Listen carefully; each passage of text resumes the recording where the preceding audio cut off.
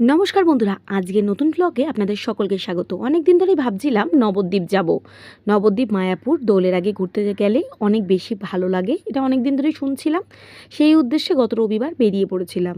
কিন্তু সেই যাত্রাপথে আমাদের কি অভিজ্ঞতা হলো, কত প্রতিবন্ধকতার মধ্যে থেকে গিয়ে পৌঁছালাম, তা আমি আজকের ব্লগে আপনাদের সাথে শেয়ার করব। আমরা ভেবেছিলাম যে কৃষ্ণনগর গাড়িটা 6:55-তে যায়, সেই গাড়িটা করে আমরা কৃষ্ণনগর হয়ে প্রথমে মায়াপুর যাব, আর তারপর খেয়া পার করে যাব নবদ্বীপ। আমরা ভেবেছিলাম 6:55 গাড়িটা করে পৌঁছে যাব আমরা মায়াপুর, কিন্তু সেই গাড়িটা আমরা মিস করে যাই। পরের গাড়ি ছিল 7:25, কিন্তু রবিবার হওয়ার কারণে সেই গাড়িটাও আমরা পাইনি, কারণ গাড়িটা সেদিন ছিল না। এরপর আমরা গাড়ি পাই 8:17-তে, কৃষ্ণনগর লোকাল। কিন্তু ওঠার পর আমরা জানতে পারি গাড়িটা কৃষ্ণনগর যাবে না, যাবে রানাঘাট পর্যন্ত।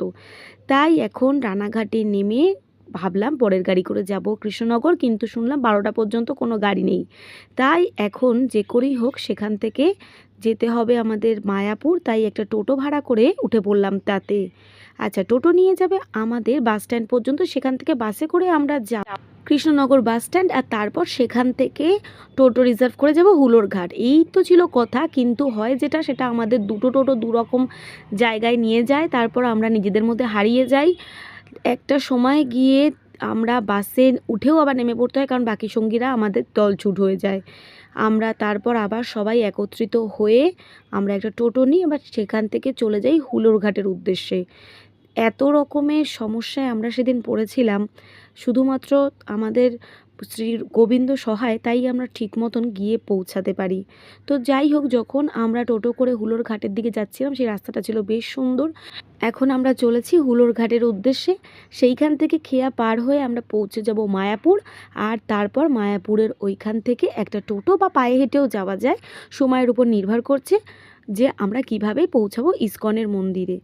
যাই হোক, গল্প করতে করতে রাস্তাটা দুপাশে বেশ ভালোই দেখতে দেখতে আমরা পৌঁছে যাই হুলোর ঘাটে। এখান থেকে খেয়া পার করে ওপারে নিয়ে যাবে, দেখাই যাচ্ছে ওপারে মায়াপুরের ঘাটটা। খেয়া পার করতে এখানে 3 টাকা করে নেয় জনপ্রতি, আর একটা নৌকো ওপার থেকে এপারে যায়, এপার থেকে ওপারে যায়, এইভাবেই অল্টারনেটিভ ওয়েজে চলতে থাকে। এই রাস্তাটা ধরে সোজা হেঁটে গেলেই ইসকনের মন্দিরে যাওয়া যায়, কিন্তু দুপুর অনেক হয়ে গেছিলো আমাদের এখানে পৌঁছাতে পৌঁছাতে, প্রায় 1টার কাছাকাছি বেজে গেছিলো। দুপুরে ভোগের কুপনও আমাকে কাটতে হতো, তাই জন্য, আর রোদও ছিল খুব বেশি, রবিবার ভিড়। তাই আমি কোনো রকমের পায়ে হেঁটে যাওয়ার চিন্তা না করে একটা টোটো করে আমি ইসকনের মন্দিরের উদ্দেশ্যে যাত্রা করতে শুরু করি। যদিও বলে রাখি, ঘাট থেকে নেমেই যে টোটোগুলো দাঁড়িয়ে থাকে সেগুলোতে উঠলে 20 টাকা, আর একটু পায়ে হেঁটে এগিয়ে আসলে ডান দিকে যে বড় টোটো স্ট্যান্ডটা পড়ে, সেইখান থেকে জনপ্রতি 10 টাকা করে আমাদের নিয়ে যায় ইসকনের মন্দিরের উদ্দেশ্যে। খুব বেশি রাস্তা না, খুবই অল্প রাস্তা।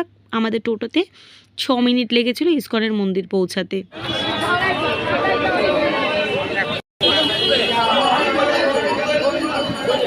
তোমরা যাবে কি করে?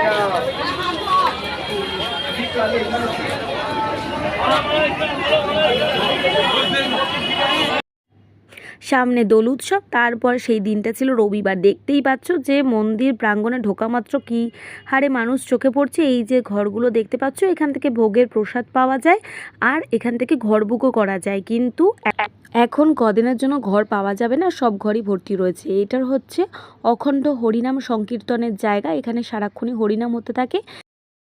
এখানে প্রায় 1টা বেজে গেছে। আমরা তো ভেবেছিলাম মন্দিরে বোধহয় ভোগের পাবোই না, কিন্তু যাই হোক পেয়েছি, কিন্তু বিশাল লাইন। তো এখন আমরা ভিতরটাকে ঘুরবো, বেড়াবো, তারপরে ভোগের ওখানে। এখন আমরা চলে যাই নতুন যে চন্দ্রোদয় মন্দিরটি হচ্ছে সেটি দেখার জন্য। মন্দিরটি 2024-এই খোলার কথা ছিল, আমরা তো সেই রকম তথ্যই পেয়েছিলাম, কিন্তু পৌঁছে দেখি এখনও মন্দিরের অনেক কাজই বাকি। চারিপাশটা এইভাবে ঘেরাও করে রাখা রয়েছে, আর এই বাঁদিকে রয়েছে গদা ভবন। এখানে এখন ভোগ বিতরণ চলছে, কিন্তু আমরা গদা ভবনের খাবার টিকিট পাইনি। আমাদের পৌঁছাতে এত দেরি হয়ে গেছিলো, আর সেদিন এত গরম ছিল, আমরা ভিতরে গিয়ে বসার জায়গা খুঁজছিলাম, কিন্তু কোনো রুমও আমরা ভাড়া পাইনি, কারণ এখন সব রুমই বুক রয়েছে। এখানে একটা বড় দোকান দেখতে পেলাম, যেখানে হরিনাম সংকীর্তনের অনেক জিনিসপত্র, ঠাকুরের বই, খাবার জিনিসও টুকিটাকি পাওয়া যায়। এরপর আমরা যাই চন্দ্রোদয় মন্দির দেখার জন্য, কিন্তু ওইখানে পৌঁছে সিকিউরিটি জানায় যে এখন মন্দিরটি বন্ধ রয়েছে। ওটি দুপুর 12টার সময় একবার খোলা হয়েছিল, আবার খোলা হবে 3টের সময়। এই মন্দিরে ঢোকার জন্য কিছু নির্দিষ্ট সময় রয়েছে। কোন সময় কাদের ঢুকতে দেওয়া হয় সেই নিয়ে বাইরে একটা চার্ট টাঙানো আছে, আমি আমার ভিডিওর সাথে সেটা দিয়ে দিলাম। এখানে সকাল 10টা থেকে মন্দিরে ঢুকতে দেওয়া হয়। এখানে অনুদানের সময় সকাল 10টা থেকে 12টা, বিকেল 4টে থেকে 5টা, আর সকাল 10টা থেকে বেলা 1টা পর্যন্ত। তারপর 2 ঘন্টা মন্দির বন্ধ থাকে, আবার 3টে থেকে 6টা পর্যন্ত। বাঙালি, ইংরেজ, হিন্দি, আবার বাঙালি, এইভাবে সময় ভাগ করা।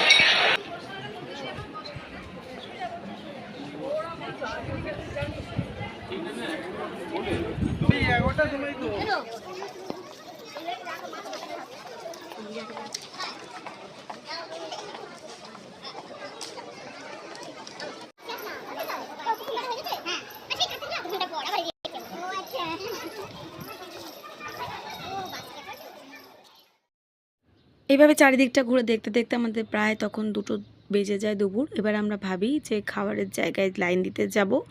তো এখানে রয়েছে স্বামীজির সমাধিক্ষেত্র, যেখানে যেতে কোনো টাকা পয়সা লাগে না।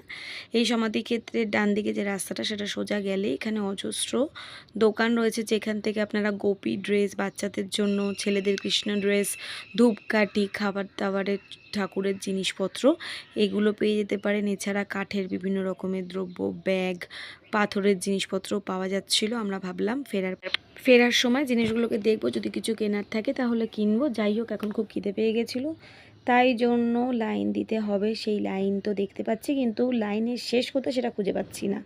যাই হোক, তাই এগিয়ে চলেছি। লাইনে দাঁড়িয়ে ভোগের ঘর পর্যন্ত পৌঁছাতে আমাদের মোট 1 ঘন্টা 20 মিনিট লেগেছিল। এত লম্বা লাইন ছিল।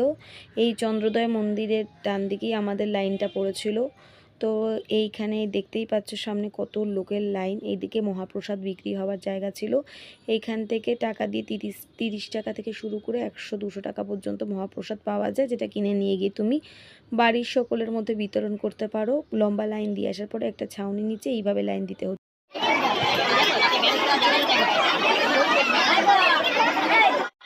এখনও দেখতে পেয়েছি যে সামনে যেটা দেখা যাচ্ছে একটা প্রসাদ কক্ষ। এখানে দলে দলে সব ভক্তদেরকে নিয়ে যাওয়া হচ্ছে, আর এর ভিতরেই রয়েছে প্রসাদ গ্রহণ।